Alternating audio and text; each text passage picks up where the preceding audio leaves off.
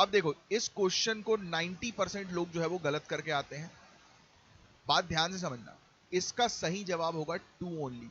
To only इसका सही जवाब है। आपको बता दूं मैं, पहला स्टेटमेंट अगर आप देखोगे तो क्या लिखा है कि in the venture capital industry the term unicorn refers to any startup that reaches the valuation of $10 billion. तो ये गलत है। यूनिकॉर्न उस स्टार्टअप कंपनी को कहते हैं जिसकी वैल्यूएशन $1 बिलियन या उससे ज्यादा हो, और ऐसी कंपनी जिसकी वैल्यूएशन $10 बिलियन या उससे ज्यादा हो उसे क्या कहेंगे? डेकाकॉर्न।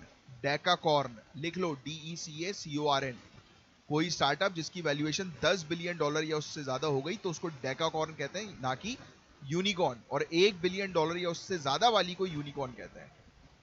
दूसरा स्टेटमेंट बिल्कुल सही है।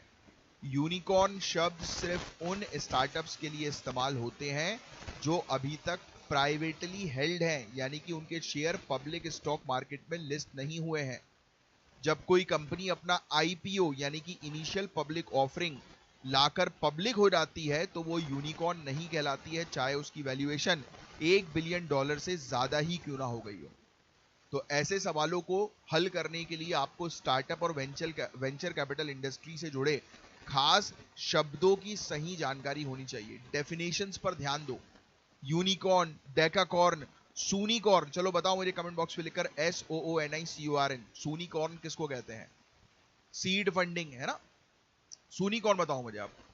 तो इसकी सही डेफिनेशन आपको याद रखनी है। ऐसे सवाल अक्सर इन्हीं परिभाषाओं पर आधारित होते हैं।